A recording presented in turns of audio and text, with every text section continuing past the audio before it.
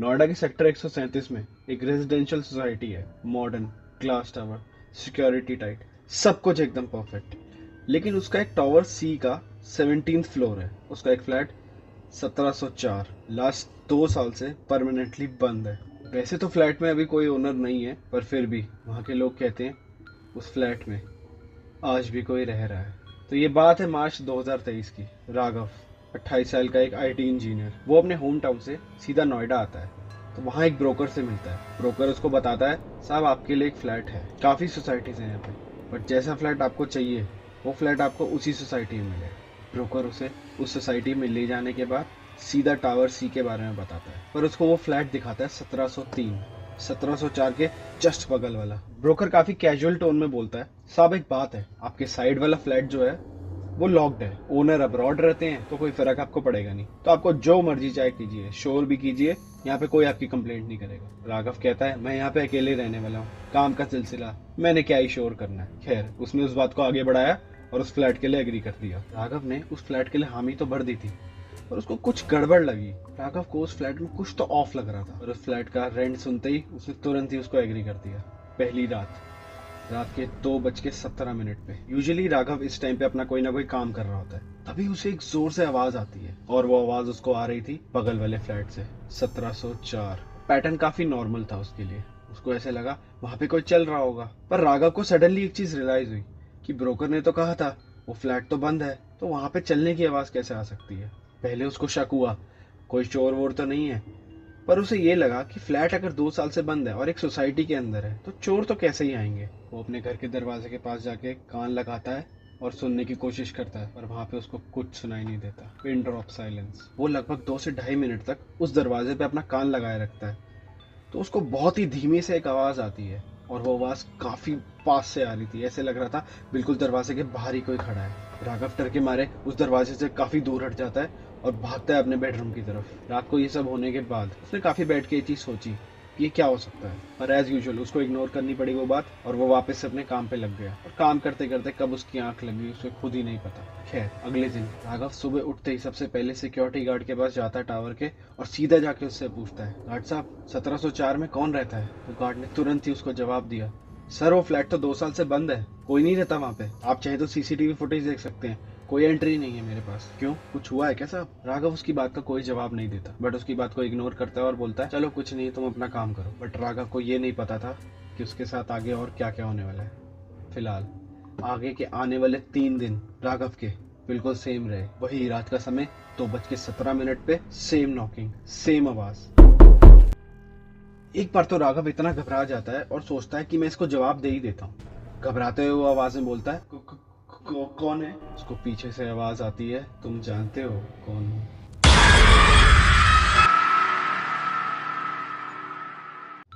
राघव इस बात से बहुत ही ज्यादा घबरा जाता है और सीधा अपने लैपटॉप के पास भागता है, अपने आप को डिस्ट्रैक्ट करने के लिए काम करना शुरू कर देता है।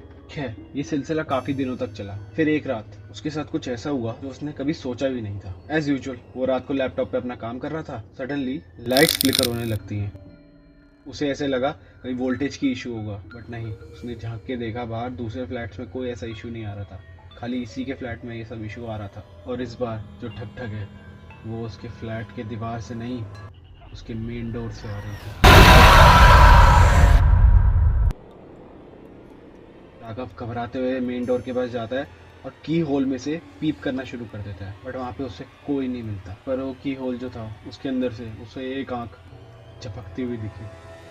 राघव डर के मारे पीछे गिर गया और वहीं पे बेहोश हो गया। फिर वही कहानी। वो सुबह उठा, उसने सोचा ये क्या हुआ कल रात मेरे साथ, क्या ये सपना था या हकीकत। राघव को लगता है यहाँ पे कोई ना कोई तो गड़बड़ है, तो वो इस सोसाइटी का इतिहास जानने लग जाता है। काफी लोगों से वो बात करता है, पर एक ऐसा शख्स जिससे वो बात करता है वो सोसाइटी काफी पुराने रेजिडेंट है। उसने सोचा इनसे बात करके शायद मुझे कुछ क्लू मिल सकता है। तो वो उनसे पूछता है, सर कुछ बताइए इस फ्लैट के बारे में, कोई इशू है क्या इस फ्लैट में, रात को कुछ होता है क्या यहाँ पे। तो वो जो रेजिडेंट थे वो राघव को बोलते हैं, तुमने ये अपना फ्लैट लिया ही क्यों। तो राघव कहता है, सर मुझे तो सस्ता मिल रहा था, मेरा तो काम है यहाँ पे, इसलिए मैं यहाँ पे ले लिया, मुझे यहाँ का कुछ नहीं पता। तो वो रेजिडेंट उसको कहानी बताना शुरू करता है, जिस फ्लैट में अभी तुम रह रहे हो, तुम्हारे बगल वाला फ्लैट, यानी कि 1704। एक कपल रहता था वहाँ पे, नई नई उनकी शादी हुई थी, 6 महीने तक तो सब सही था। फिर 6 महीने बाद वहां पे उस फ्लैट से काफी लड़ने झगड़ने की आवाजें आती थी। बस फिर क्या, जिस चीज का डर था वही हुआ। उस फ्लैट में लड़की ने लटक के अपनी जान दे दी और उसका पति वहां से फरार। राघव कहता है, सर लड़ाई झगड़े तो हर कपल में होते हैं, पर ऐसा क्या हो गया कि उसको अपनी जान ही देनी पड़ी। तो रेजिडेंट ये बताते हैं, हालांकि कहानी तो मुझे भी नहीं पता अंदर की उनके बीच की क्या थी, पर हाँ एक चीज है, वो औरत पूरे दिन और रात जब भी वो अकेली होती थी, वो पता नहीं किसी न किसी से बात करती थी। फोन पे नहीं, जैसे कि कोई सामने उसके बैठा हो। पर ताज्जुब की बात ये थी कि उसके फ्लैट में कोई नहीं होता था। हालांकि मैंने कई बार उसकी बैल्कनी के जब पर्दे खुले होते थे उसे बैठा देखा है वहां पे, किसी से बड़बड़ाते हुए। मुझे नहीं पता वो कौन है, हवा में किसी से बातें कर रही थी, नहीं पता। बट हाँ ये कंफर्म है, वो फोन पे तो बात नहीं कर रही थी, क्योंकि जैसे वो बात करती थी उस फ्लैट में उसके पति के अलावा और कोई नहीं रहता था, और उसका पति अक्सर ही बाहर किसी काम से होता था। राघव ये बात सुन के काफी सहम गया। तो राघव डिसाइड करता है कि अब उसे इस चीज को रिकॉर्ड करना पड़ेगा। टाइम तो उसको पता ही था, 2:17। उसने अपना फोन दीवार के पास लगाया। उसने उस रात को रिकॉर्डिंग ऑन रखी। ये उसके लिए खैर रोज की अब बात हो गई थी। उसने सोचा था ये रिकॉर्ड करूंगा और पूरी रात रिकॉर्ड होगा और मैं सुबह उठते ही ये फुटेज चेक करूंगा कि क्या इशू है। उसके लिए काफी चीजें नॉर्मलाइज होने लग गई थी। तो उसने सोचा आज सो जाता हूँ। एंड देन जैसे ही वो सुबह उठा उसने रिकॉर्डिंग चेक करी। उसने ये देखा कि नॉकिंग तो क्लियर थी, पर जो आवाज अब आ रही थी उस रिकॉर्डिंग में वो उसकी खुद की थी। राघव ये सब देख के एकदम तंग हो जाता है। कुछ समझ नहीं आ रहा होता ये क्या हुआ, मैं तो सो गया था, ये कैसे हो सकता है। वो बहुत कोशिश करता है, उसे ऐसे लगा हो सकता है कि उसकी नींद पूरी ना हो रखी हो सकता है वो किसी बात से घबराया हो सकता है उसने सपना देखा हो, कुछ भी हो सकता है। उसको कुछ समझ नहीं आ रहा था, वो इतना इतना ज्यादा परेशान हो गया था। उसने आउटसाइड हेल्प लेने की भी कोशिश करी, बट कोई फायदा नहीं हुआ। अगली रात उसी फ्लैट में 1704 का दरवाजा थोड़ा सा उसको खुला मिलता है। राघव घबराया तो हुआ था, पर उसने सोचा आज कहानी का अंत कर ही देते हैं। उसने घबराते हुए उस फ्लैट में एंट्री मारी। वो अंदर जाके देखता है फ्लैट तो बिल्कुल साफ है, जो चीज जैसी जहां होनी चाहिए वहीं पड़ी है, जैसे कोई अभी भी वहीं रहता हो। वो धीरे से बेडरूम में जाता है। वो देखता है, एक एक चीज नोटिस करता है। बेडरूम में जाते ही उसको एक शीशा मिलता है। उस शीशे पे लिखा होता है तुम आ गए। उस शीशे में उसने एक चीज नोटिस करी, उसका जो रिफ्लेक्शन था थोड़ा सा डिले हो रहा था, ज्यादा नहीं, कह सकते हैं कुछ मिली सेकेंड्स। राघव उस फ्लैट से दौड़ के तुरंत ही अपने घर वापसी आता है और देखता है टाइम हो रहा है 2:17। बट उसे बहुत ही अजीब सा एक एहसास होने लगा। उसे ऐसे लगा क्या ये रात रिपीट हो रही है मेरे साथ। फोन पर same miss call, unknown number. Raghav उस नंबर पे कॉल बैक करने की सोचता है। फिर राघव ने उस नंबर पे कॉल किया।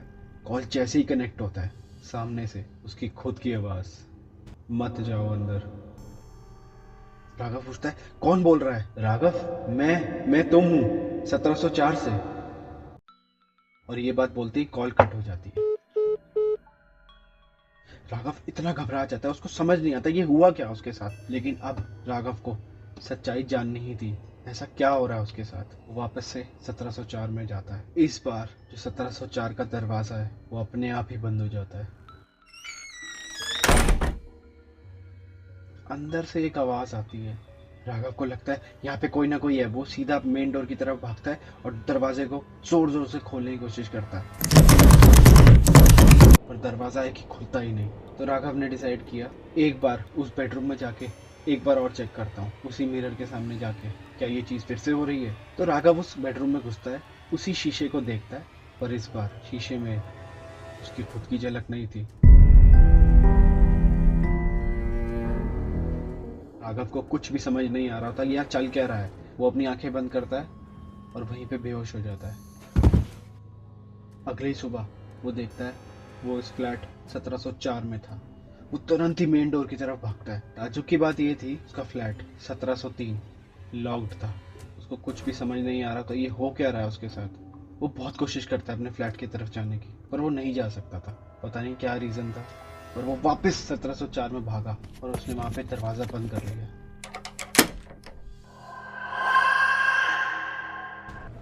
वैसे तो राघव हर दिन अपने फ्लैट से नीचे आता था अपनी रोजमर्रा की चीजें लेने, बट 1-2 दिन तक वो नहीं दिखा किसी को भी। सिक्योरिटी गार्ड से पूछा गया। सिक्योरिटी गार्ड कहता है साहब राघव जी की तो कोई एंट्री एग्जिट हुई नहीं सोसाइटी से अभी तक इन दिनों। इस बात को 2 महीने बीत जाते हैं। अब इस बार फिर वही कहानी, वही ब्रोकर, और नया टेनेंट। तकरीबन 2 महीने बाद एक नया टेनेंट आता है, फ्लैट 1703, और वही सेम कहानी। पहली रात के 2:17, वही दरवाजे को नॉक करना और एक आवाज आना, सुन रहे हो? इस बार जो आवाज थी वो राघव की ही थी। वहाँ सोसाइटी के रहने वाले लोगों ने सोचा एक बार सीसीटीवी की फुटेज देखी जाए। उन्होंने सीसीटीवी में कुछ ग्लिच नोटिस किया। उन्होंने ये चीज नोटिस करी, 17 फ्लोर का कॉरिडोर, 2:17, 1704 का दरवाजा खुलता है। एक आदमी बाहर आता है, चेहरा धुंधला। थोड़ा सा जूम किया जाता है तो वो आदमी था राघव। और ताज्जुब की बात ये थी, जो राघव की परछाई दिख रही थी फुटेज में, वो उससे उल्टी डायरेक्शन में चल रही थी। तो क्या था उस फ्लैट में, कोई नहीं जान पाया। ये राज उसी के साथ चला गया। आज भी उस सोसाइटी में न्यू टेनेंट्स आते हैं और सेम चीज नोटिस करते हैं। एक बात बताना चाहूंगा, फ्लैट नंबर 1704 कभी खाली नहीं रहा। बस जो अंदर जाता था कभी लौट के वापस नहीं आया। सिर्फ और सिर्फ उसकी आवाज है, मत जाओ अंदर।